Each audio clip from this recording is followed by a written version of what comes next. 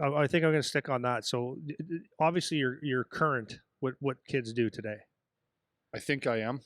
So what's your perspective on what kids do, and tell me what you think of it, or do you think it's Um, necessary? Like go down a rabbit hole if you want. of what age group and what like what caliber would you say of the rabbit hole do you want this? Well, I pick an age, pick an Okay, I'll, age. I'll pick a kid that's 15, let's say 15 years old, getting ready for his minor midget year. Um, I would say that that might be a little bit of crunch time where you need to decide on what's going on. Um, Instead of baseball, you might want to get in here at Power Tech and do some stuff. You might want to go that route at that age. But up till then, I think you could be multi-sport, multi everything, right? But I think once that minor midget year comes, I think you might have to pick then. You know, for me, it was a little bit later. Um, I tell the story after my first year junior uh, in North Bay. I actually played baseball in North Bay because I had to finish school there. So a kid in my class was like, "Hey, do you play any ball? You're from Windsor. You must." So I ended up playing on a team called Team North. It was Sault Ste. Marie, Sudbury, and North Bay. We played in a tournament at the Sky Dome that summer. So yeah, I could do it a little bit later, but I think in this day and age, with the way the training is, the speed, you can use, all the stick handling tools, whatever it is, the treadmill and all this stuff. I think at that age, you might want to pick or, maybe dedicate a little bit more time to. 100%.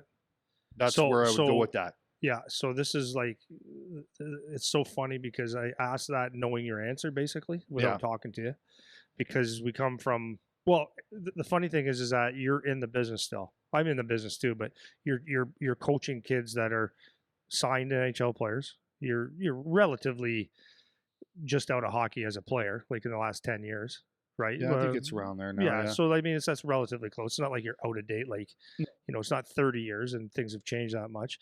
And you're looking at kids that have just been drafted to and stuff like that. And it's so funny that you say that because you're correct. Like for the most part, you're correct. Now, people have their beliefs and all that kind of stuff, and that's fine.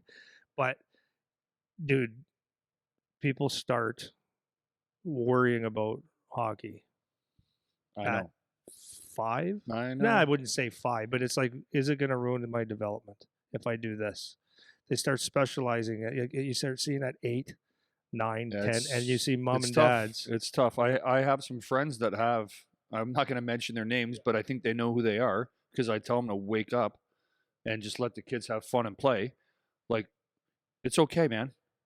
It's okay if you miss a week. Go on vacation. You don't have to worry. It's okay. That's March break. Oh, I have a tournament. Shut up. It's okay. You can go. It's not the end of the world. And I guess um, they just want to keep up with the keeping up. Like if Johnny doesn't go, well, how about it? He's going to be back behind this guy. Come on, guys. It's it's going to be okay. It's amazing. It is crazy. It's amazing. It's crazy. So and then it's the parents on that side that just they go nuts, go And we absolutely all know crazy. the percentage, right? I do. Like we all know it. I think people know the number, But but why I don't think they're good in math. okay, it's not that hard. It's the number is under 10. It's a single digit for God's sakes. You should be able to see a single number and say, "Oh, this is, like don't get me wrong. I'm the most grateful and um I still can't believe it some days when I wake up and somebody says, "Hey, can I have your autograph?" At 46 and I'm like, "Oh my god." I get it.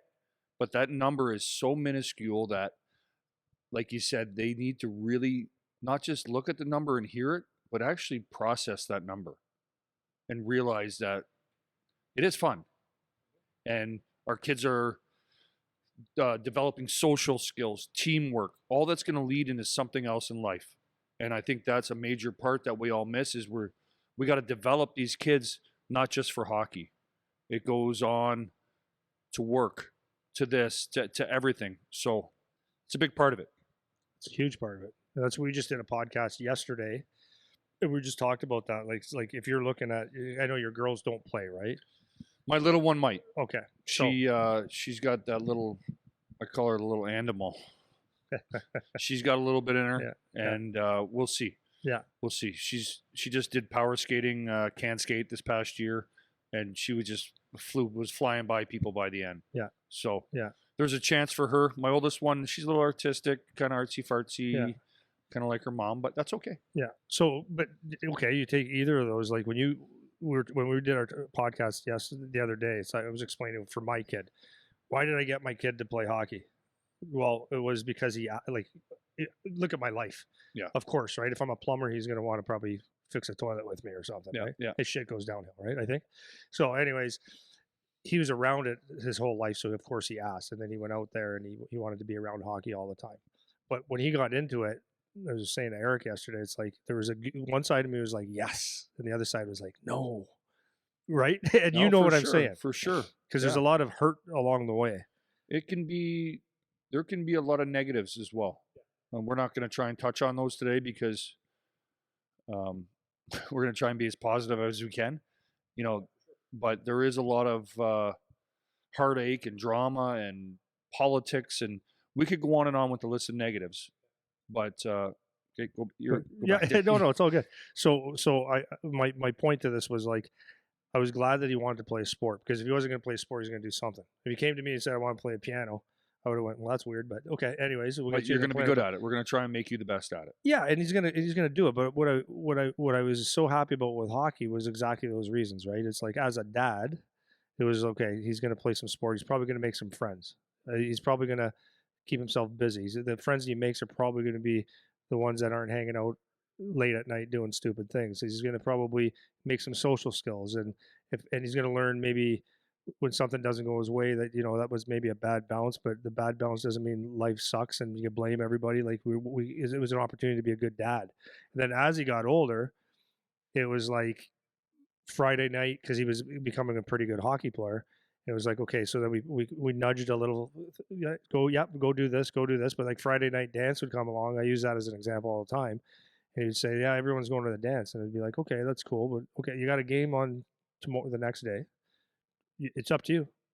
What do you want to do? Do you want to get some sleep? Do you want to go to the dance? And he goes, yeah, you know what? And he always made better decisions. So from my perspective, it was always being easier to be a good dad, because I would use hockey as a vehicle. It was laid out there for you. Right on. So, and that's the reason why you want your kids in sports or involved in something, isn't it? Well, I think it definitely helps for sure. Yeah. It teaches a lot of skills that, that dedication, there's sacrifice, there's so many different aspects of what sports can do for you. Yeah. So that was great. And then when he was like, once he realized that he could probably do something with hockey, and he asked me, Dad, he was in minor bantam, so the year before that you talked about. And he played here. Like he was at Power Tech all the time. Yeah. Right. Yeah. We'd go to the track, and he played lacrosse and all these things. But by the time he was 14, that year, his minor bantam year, he goes, Dad, I think I'm okay, right? Do you think I can do this? And I said, actually, by the way you're playing now, I think that you can if you work hard. And that's when he decided that he was gonna. It was time. It was time, working out and the whole bit. And he watched what he ate and all that kind of stuff. So which is still pretty early. Like, it's that's still pretty early. You're not there yet, but because he's a late birthday, as you probably know. Yeah. And when he moved to Guelph at 15 years old, like he's my best buddy. Yeah. And I dropped him off at his billet's house. They were wonderful. And it was like, talk about emotions. Yeah. And I'm like, I don't really have emotions because I played for Bill LaForge. You're numb. Kind of numb. But it was like, wow, that was a different thing. And but that's where you grow up, and that's what he wanted to do. And that's I think a lot of times what parents don't realize is that kind of stuff. It's like, it always looks good to play for the Windsor Spitfires. Like, wow, he plays for the Windsor Spitfires. But when you come from Kingston, that's a long ways away. I agree. As a 16-year-old kid, right? I moved to Chatham at 15. Yep. To play junior B. 45 minutes an hour down the road, and it felt like it was 8 hours. For sure. 100%. There was nobody there. It was like, what do you do? Yeah. Different.